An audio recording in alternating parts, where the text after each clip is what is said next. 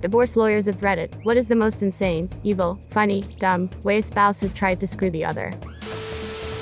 Had a client whose wife wanted him out of the house. I told him not believe, just move to a different bedroom for the time being, because once he was out the chances of him ever getting back in were slim. He texted his wife and told her he was staying in the house. She called back and left a BM that she wanted him out, and if he wasn't out soon, she would start taking out her unhappiness on the children, and would remind the children that mommy was being mean to them because daddy wouldn't leave. I work for a divorce attorney now, but the craziest thing came to my attention when I worked for the prosecuting attorney. This couple was breaking up and Mr. left the house. Mrs. went to work the next morning as usual. When she returned home in the evening, she found Mr. had been to the house and removed his clothing and belongings as she expected. What she didn't expect was that he had also gorilla glued her belongings together. He glued the TV remote to the table, the phone to its cradle, the couch pillows to the couch, and even glued the vacuum cleaner to the carpet. She called the police and reported this as property damage. The police went with her through the house documenting dozens of items glued to various things, but for days she was discovering random things, and she would call to amend or update a report. My GD oven mitts were glued to the wall. Or he glued the effing sheets together in the linen closet. I've seen people do and say really awful things to each other, but that was diabolical. This one hits close to home because it happened between my parents. We had a family friend who was a lawyer, and my parents agreed that he would be the lawyer for both of them as a mediator. So, as the assets were being divided, my dad got absolutely slammed. She was going to get the house, cars, half his retirement, and an insane amount of alimony, to the tune of like $2,500 a month for the rest of her life. My dad has a good job as a municipal employee, but that was probably 70%-ish of his paycheck. Turns out that my mom and the family friend actually conspired to rip my dad off, and make it seem like that's what a divorce settlement looks like. And she was going to kick back more money under the table after the dust had settled. Dad just didn't know how these things work. So, after some convincing, he finally went out and got his own lawyer. He got a very fair divorce settlement after that. Mom still to this day can't understand why we don't talk to her much. I represented a guy who was on his second marriage. His first wife passed away from cancer. He and his kids were obviously devastated. My client was a pretty sensitive guy with a big heart. His second wife could be very charming, which was why he fell for her, but it was all a facade.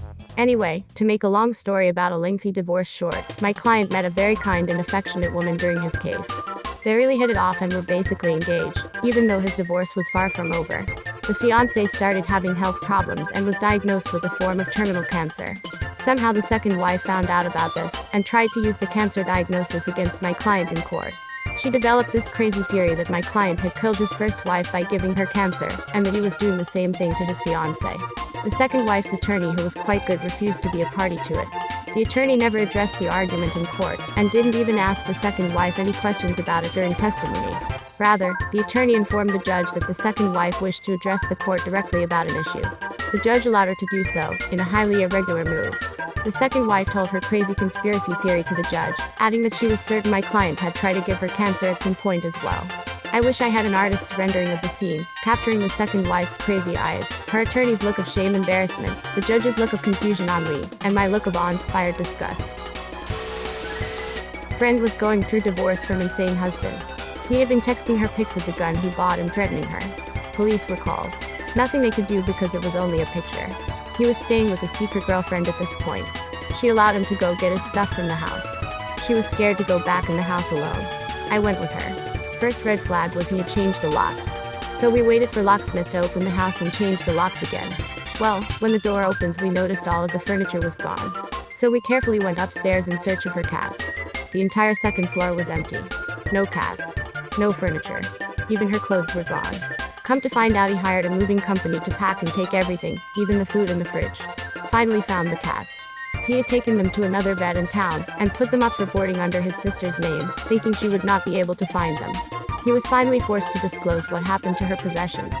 He had been taken to a storage unit far away from the home. Not my divorce, but my divorce lawyer told me about a case she was involved in where both clients were so petty that they had to all meet to argue over literally every single scrap of everything.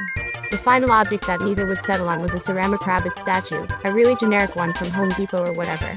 Zero sentimental value, but since it was the final item, neither side wanted to lose the last thing, and they dragged it out over 3 separate meetings for this one thing. I don't remember which ended up getting it, but once they settled it and signed everything, the winning party stuck it on their lawyer's desk as a gift and walked out. I worked at a computer repair store as a sales technician. Had a guy come in with a desktop that he wanted Windows reinstalled. I asked him if he wanted me to back up all of his data first, and he told me that he had everything he wanted and just do the wipe.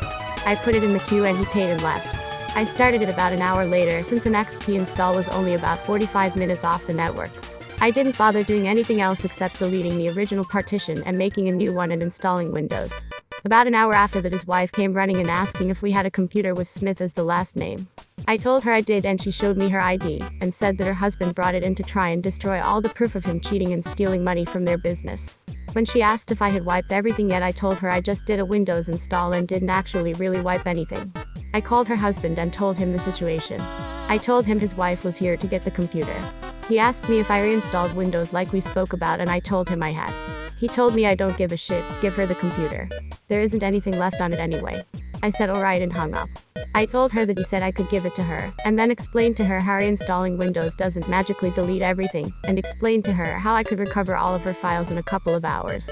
I ended up staying late that night, and she bought me pizza and Mountain Dew.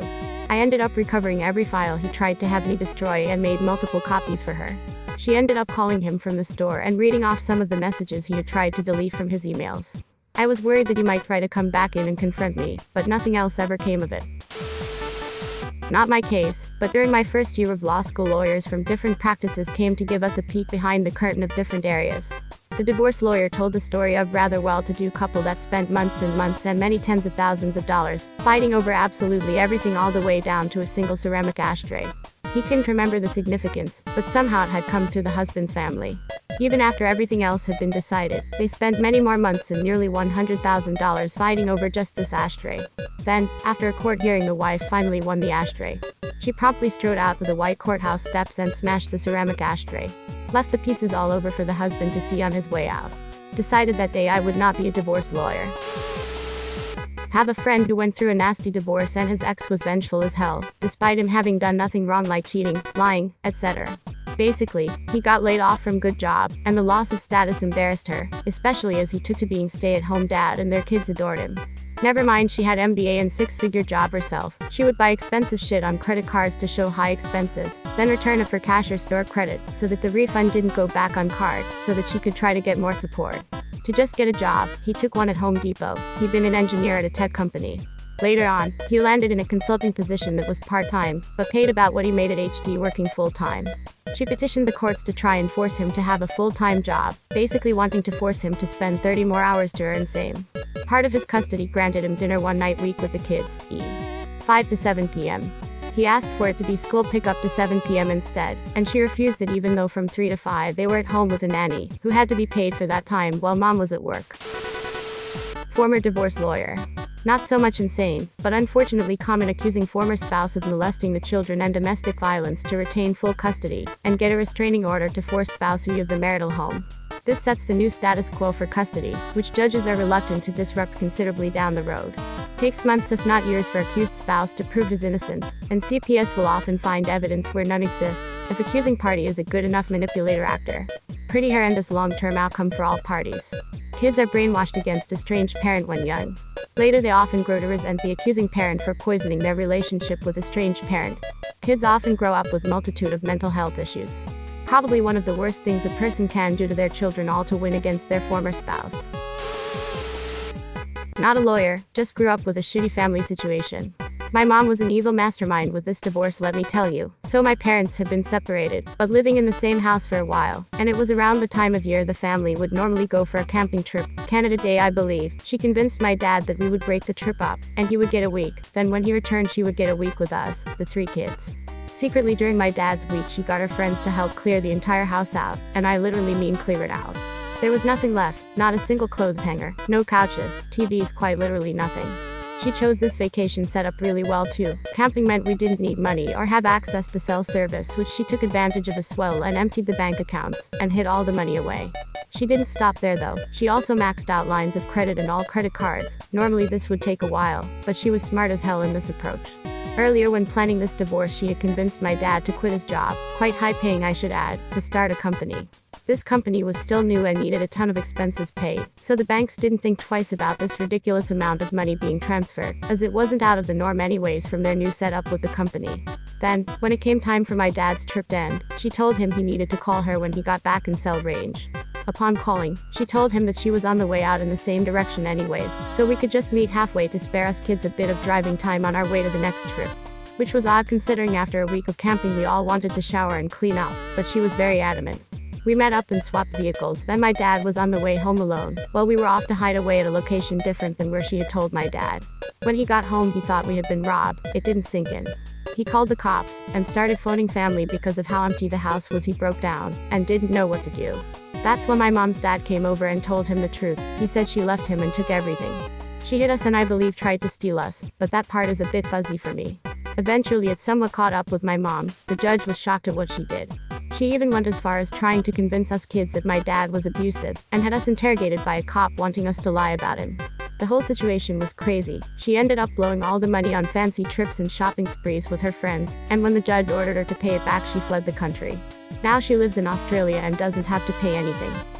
Don't forget to like and subscribe to Spookasm for daily videos.